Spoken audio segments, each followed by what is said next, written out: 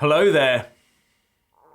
Will we be seeing Theresa May's non-Brexit deal back for another vote this week? Well, I for one hope not.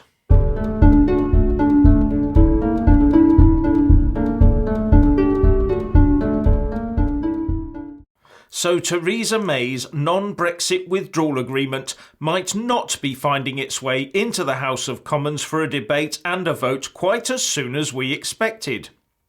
Speaking on the BBC's Andrew Marr show this morning, the Chancellor of the Exchequer, Philip Hammond, said that the PM's deal would only be put before the House for a third time if it had the support of the DUP and Tory MPs. He also said that the government did not yet have the numbers to do so, and that it was a work in progress. And he also agreed with what I've been banging on about for a while, that it is physically impossible to get the non-Brexit withdrawal agreement through the whole legislative process without what he called a short extension of the Article 50 process.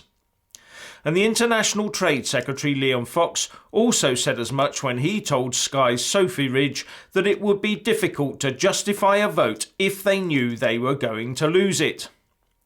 And according to the FT, Downing Street officials said there would be no vote this week unless there was a high degree of confidence in winning it.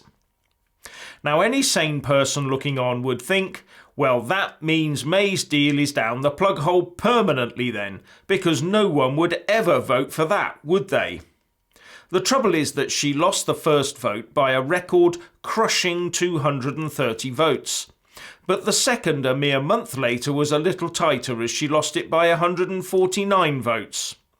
So without any substantial changes to her deal, but with a huge clock slowly ticking the time down to a no-deal Brexit, she was able to bring 81 MPs across to her vassal state UK vision. The question is, how many more of these MPs will prove to be weak or morally malleable in the coming days? But even if they are, is it a cert that Article 50 will be extended for a short while of 2 or maybe 3 months? I would say not, because the EU has seen how divided the UK Parliament is, and with just one bill of many, the EU Withdrawal Agreement Bill, that could take up to 6 months to get through to royal assent to make Theresa May's deal legal, it may be just a bridge too far for them. Let's be realistic about this now. A short extension to Article 50 may well not end up with a deal anyway. It could end up with another extension, or it could end up with an attempt to revoke the Article 50 process and reverse Brexit altogether. In fact, it could end up with a no-deal WTO Brexit anyway.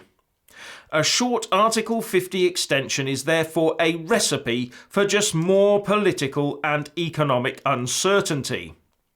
Actually, the one thing that is absolutely certain right now is that the only way to leave the EU at 11 p.m. on the 29th of March 2019 is to do so under WTO terms. No other option or deal is possible. And I would go further and say that it would be impossible to do anything else by that date. The UK would have to extend Article 50 by several months to sort this deal or another deal. And yes, even to sort out totally reversing Brexit would, I think, need an Article 50 extension. So you can see that most of those used to polishing their backsides on the green benches of Westminster will be very keen on extending Article 50, but most of them for very, very different reasons.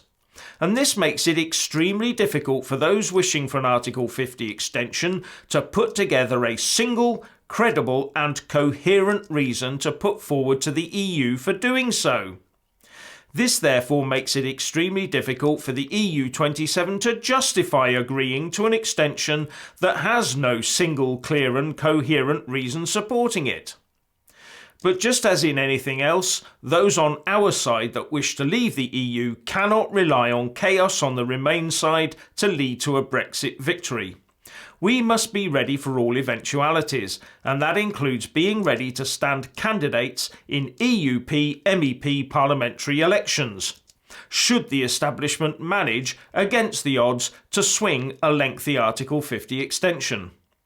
At the end of the day, we need to keep Theresa May's deal away from Parliament for as long as possible, while the clock runs down, because with every day that passes, the chances of MPs getting together with any sort of agreement for a reason to extend Article 50 diminishes from the minuscule towards outright zero. Finally, you may not have heard this yet, but the UKIP official YouTube channel has just doubled its subscriber base in less than a month to circa 28,000, which takes it past the Labour and Conservative YouTube presences. Well done, the UKIP team, and keep the pressure on. And for the rest of you, subscribe to the channel. So please let us all know what you think by leaving a comment below, and thank you for watching. Please do like and share this video, and also subscribe to my channel. And when subscribing, please do remember to press on the little bell next to the subscribe button. That way you'll get an alert every single time I put up a new video. Thank you very much for watching.